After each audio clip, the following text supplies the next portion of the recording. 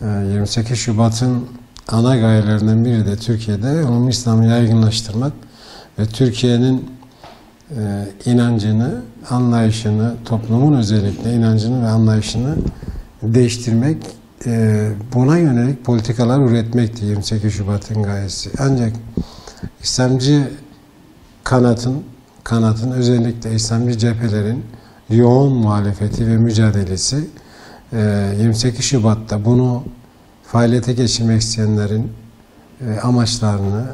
amaçlarına engel olmuş ve bu saldırıları püskürtmüştü. Akabinde AK Parti'nin iktidar oluşuyla beraber Türkiye'de İslamcı mücadelenin ya da bizim anladığımız manada muhafazakar kesimin isteklerinin yerine geleceği düşünülmüş, fakat süreç içerisinde bunun böyle olmadığı 15 yıllık bir aradan sonra anlaşılmıştır. Bugün yine 28 Şubat'ın başaramadığını, bu defa bizden görünenler bizim elimizde bizim camialara uygulamaktadırlar. İslam 28 Şubat politikalarını sadece Hüdaparlı yöneticilere değil, farklı İslami cemaatlere ve derneklere yönelik de ciddi baskılar oluşmaya başladı. Yine bu dönem ve öncesinde yargılanıp ceza alan mahkum ve hükümlerin hiçbir tanesinin durumlarında düzeltmeler yapılmadı. Zaman zaman Adalet Bakanlığı'nın bu konuda çalışmalar yaptığı söylense de bunun önümüze hukuki bir hak olarak değil, lütuf olarak getirilmeye çalışıldığını görüyoruz. Biz esasen bu işin mücadelesini yapan insanlar bunun hukuki yasal zemine oturtulması gerektiğini düşünüyoruz.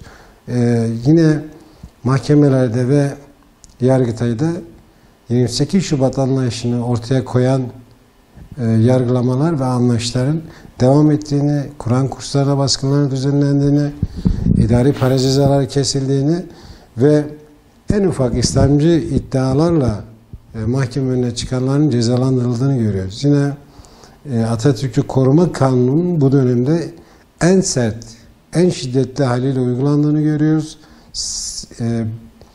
Ilımlı İslam projesinin devam ettiğinin göstergesi olduğunu düşünüyoruz bunların. Kurumlardaki değişikliklere, anlayışlarındaki değişikliklerine baktığımızda bu mağduriyetlerin sebebini de anlayacağız. Bu dönemki sıkıntımız şu: bütün İslami cephelerin tamamında bu yönde kusurlar var. Mücadeleyi herkes bıraktı. Herkes AK Parti'den ya da iktidar partisinden lütuf beklemeye başladı. Şimdi şapkamızı tekrar önümüze koymak zamanı. Yeni bir siyasi ya da hukuki mücadele yapmalı mıyız, yapmamalı mıyız? Ona karar verdikten sonra benim kanaatim tekrar yeni ve hukuki bir mücadele süreci başlatılmalı ve İslamcı mücadelenin hapislerle, ölümlerle kazandığı şeylerin geriye dönüşüne izin verilmemelidir diye düşünüyorum. Yani Türkiye'de terör mücadelesi hep Batı eksenli olarak yapılmıştır.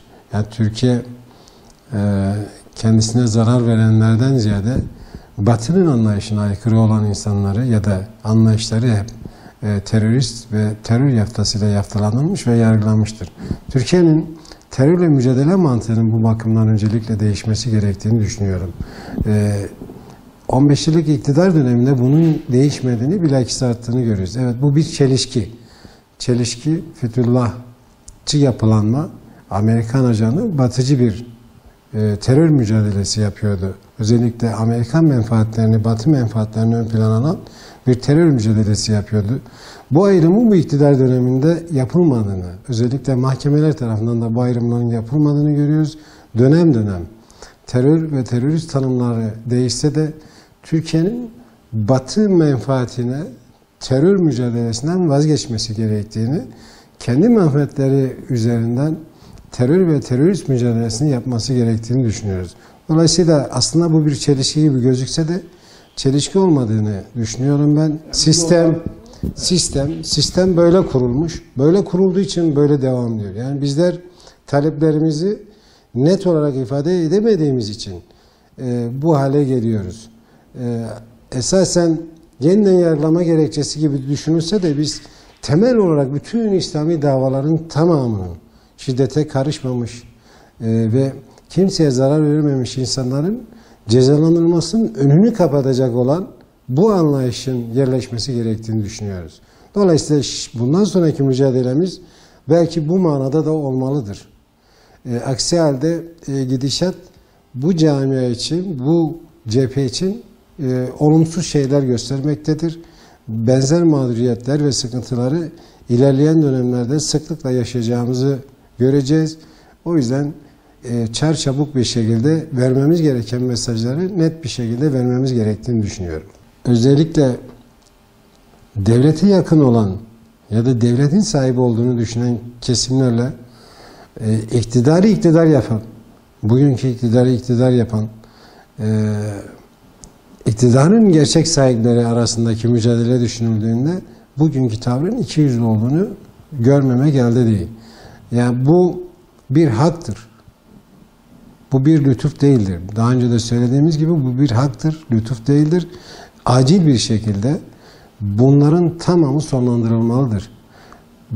Biz bu taleplerde bulunurken kanun hükmünde kararnamelerle öğrenci yetiştiren, talebe yetiştiren barınma ve yurtların tamamının idareye, resmi kurumların denetimine geçtiğini görüyoruz. Aksi işleri yapıldığını görüyoruz.